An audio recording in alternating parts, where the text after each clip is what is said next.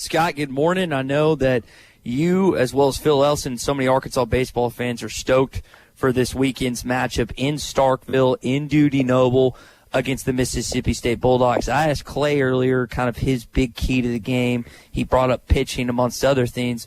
What is the key this weekend for Arkansas to come away with at least 2 wins, Scott? Well, I think our pitching is going to be there. It has been, and it shows historically it has been. I think the key this weekend is going to be able to get some big hits when we have some guys on base. There's not going to be an onslaught of base runners. So when you get them in scoring position, get them on base, you got to move them around and get those opportunities. You know, you think about this matchup, normally this would be the focus of the entire week, 2 versus 3, 1 versus 2, depending on which polls you're looking at.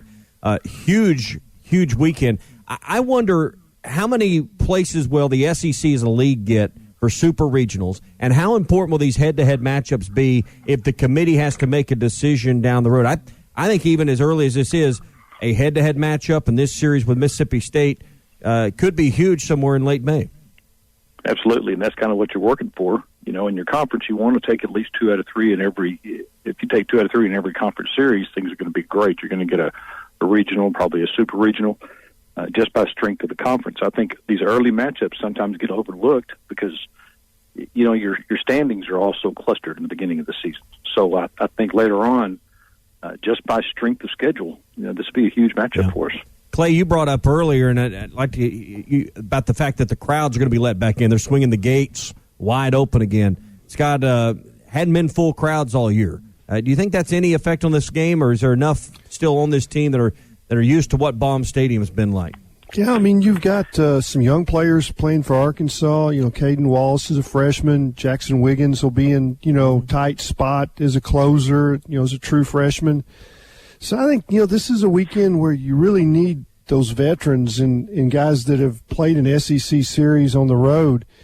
Guys like Matt Goodhart, who seemed to break out against Memphis, that, you know, he started the year kind of on the injury list. I say injury list. He had a stomach virus and lost some weight, lost some strength, and it looks like he's now rounding into form, and that's the guy. That's the big bopper in the middle of the lineup. You look at him, and you may not think that because he's not, you know, he's not big in stature, but Tabor, he's got to play for these guys, doesn't he? Yeah, absolutely.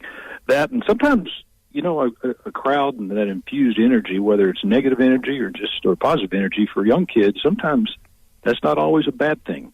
You know, they may catch themselves kind of floating along, kind of watch the veterans see how things are going, and they're not really hitting. So they're, you know, it's just kind of one of those strange dynamics where it could go for you or against you. Hopefully this weekend, because it should be loud at Dudy Noble. Yeah. And I'd like to see a game at that new stadium, but hopefully it'll be a positive effect this weekend. Break down this change in the pitching rotation, Wicklander coming in.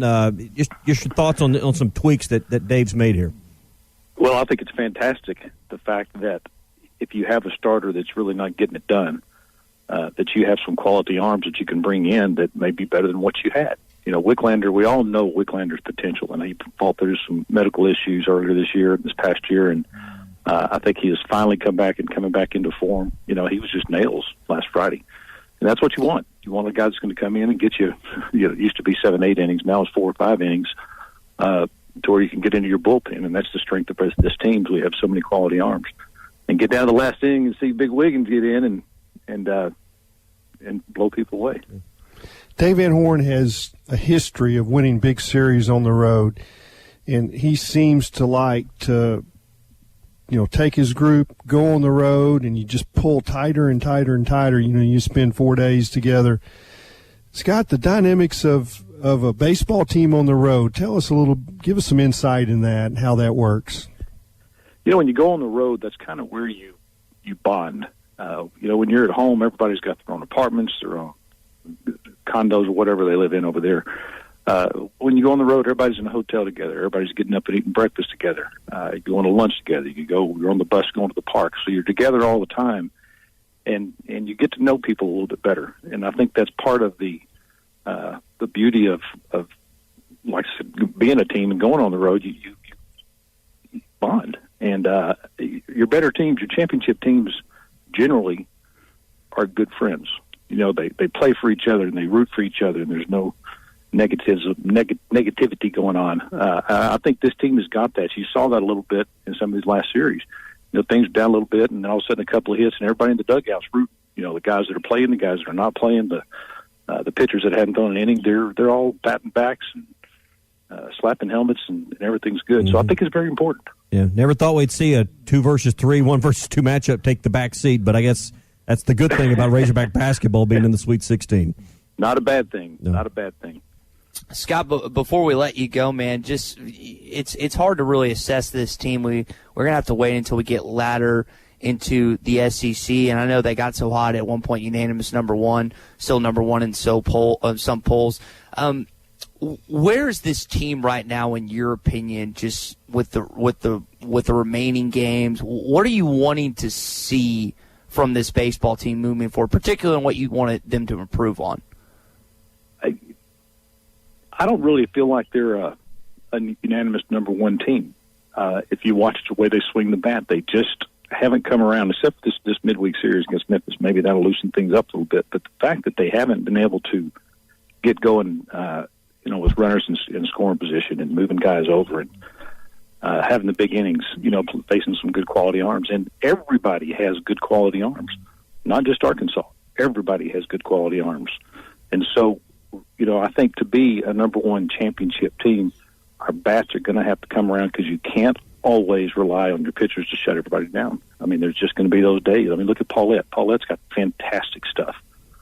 Some days the strike zone's a moving target, and so you want to be able to have the bats up and down the lineup, somebody picking you up just about every day. Scott, this is changing gears just a little bit, but you've got high school age kids, and you're around a diverse group, I would say.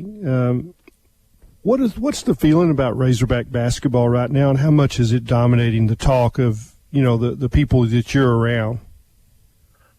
I had people come in my office this past week, from out of town, transplants from Illinois and from Colorado and different places, and they're excited about Razorback basketball. I mean, it's what's going on in our state, and everybody loves March Madness. So if your team is doing well in March Madness, and you look at the way things have fallen out, where historical powerhouses hadn't, the lower seeds are winning, and teams that you don't really recognize the name, they're in the brackets, and then you see Arkansas, who historically has been historically back, a great team. People are pulling for us. I think people want to see the Razorbacks get back to where in the national prominence that they used to be. So it's been fantastic. I think it's good for all of our sports. I mean, because when your football team is a national power, all of a sudden everybody looks at all your sports as being that power. So I think it's great. I think it's fantastic. Scott Tabor, 1979 pitcher on the College World Series team. Scott, we appreciate your time as always. We'll see what happens this weekend, and we'll talk about it next week. All right. Take care of the Beaver. He's got 14 receipts to prove it, so I think that won't be any problem this week. Man.